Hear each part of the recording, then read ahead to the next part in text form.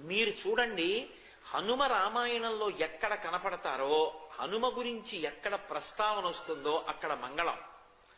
కోట్లకి కోట్ల మంది కూడా హనుమ కనపడినా, హనుమ పేరు చెప్పినా, హనుమ స్తోత్రం చేసినా, హనుమ జోక్యం చేసుకున్నా బ్రతుకుతారంతే. అందుకే ఎటువంటి దానికైనా విరుగుడెవరు అంటే స్వామి హనుమ ఒక్కరే. ఏళ్ళనాటి శనిలో జాతకం ఉందనుకోండి, సుందరకాండలో 48వ సర్గ పారాయణ చేస్తారు. 48వ సర్గ పారాయణ చేస్తే ఏళ్ళనాటి శని యొక్క ఉపద్రవం కూడా ఉపశమిస్తుంది.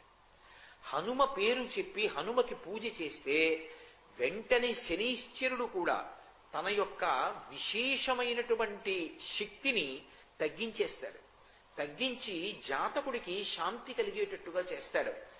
ఆయన లాంటి మహానుభావుడు, ఆయన అంత తేలికగా ప్రసన్నమయ్యేవాడు మీకెక్కడా కనపడడం. హనుమ విషయంలో మీకు ఎదురుగుండా ఒక మూర్తిని కూడా పెట్టి పూజ చెయ్యక్కర్లేదు.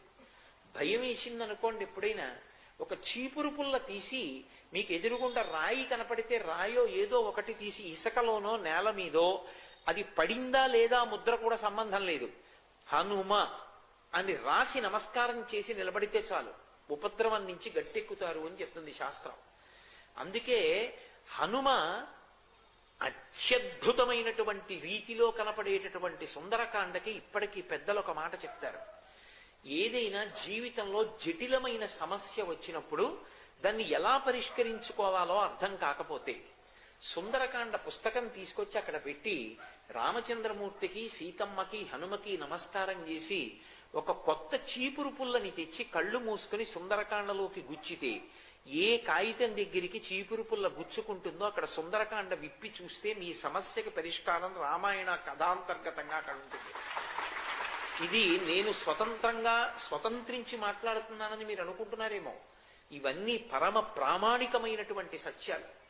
అంతటి అద్భుతమైనటువంటి స్వామి యొక్క స్వరూపం హనుమ. అందుకే హనుమ శంకర స్వరూపం కాబట్టే, సాక్షాత్తు శివస్వరూపం కాబట్టే అన్నిటికన్నా అద్భుతమైన రీతిలో వేద పఠనం చేస్తే ఘనరూపంగా చదువుతారు. ఘనపాఠి అంటారు. ఆ ఘనగా వేదాన్ని చదవడం అంత తేలికైన విషయం కాదు. శ్రీరుద్రాన్ని ఘనగా చదివితే శంకర అన్న నామం 13 మాటలు తిరుగుతుంది.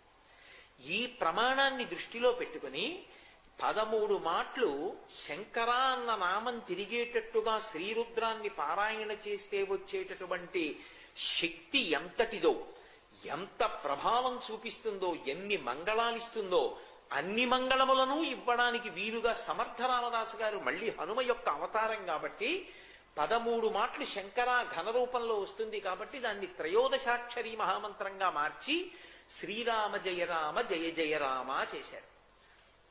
ఆ మంత్రం వెనక శివస్వరూపం యొక్క వైభవం అంతా దాగి ఉంది. శ్రీరామ జయ రామ జయ జయ రామ అనబడేటటువంటి మంత్రం వెనక ఉన్నటువంటి శివ వైభవాన్ని మార్గశీర్ష మాసంలో చతుర్దశి రాత్రి పరివ్యాప్తమై ఉంటే మాస శివరాత్రి అంటారు. రాత్రి ఉండాలి, అర్ధరాత్రికి చతుర్దశి తిథి ఉండాలి, ఉంటేనే మాస శివరాత్రి. ఏదో 8 వరకు 9 వరకు ఉంటే మాస శివరాత్రి అని రాయకూడదు.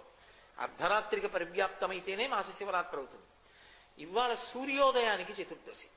చతుర్దశి సూర్యోదయానికి ఉండి పౌర్ణమి చంద్రబింబం ఆకాశంలో ప్రకాశిస్తోంది. నేను వస్తూ నమస్కారం చేసి వచ్చాను.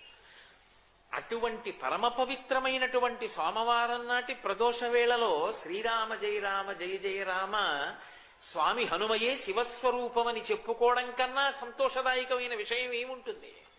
మార్గశీర్ష మాసం ధన్యమైంది అంటే అదే కదూ, అక్కడే కదూ. అంతటి మహానుభావుడు. అందుకే ఇంత మంగళప్రదుడు కూడా ఇంత శక్తివంతుడికి ఉన్నటువంటి లక్షణం ఏమిటంటే ఆయన ప్రభువు యొక్క విశ్వాసాన్ని అంత చూరగొన్నవాడు.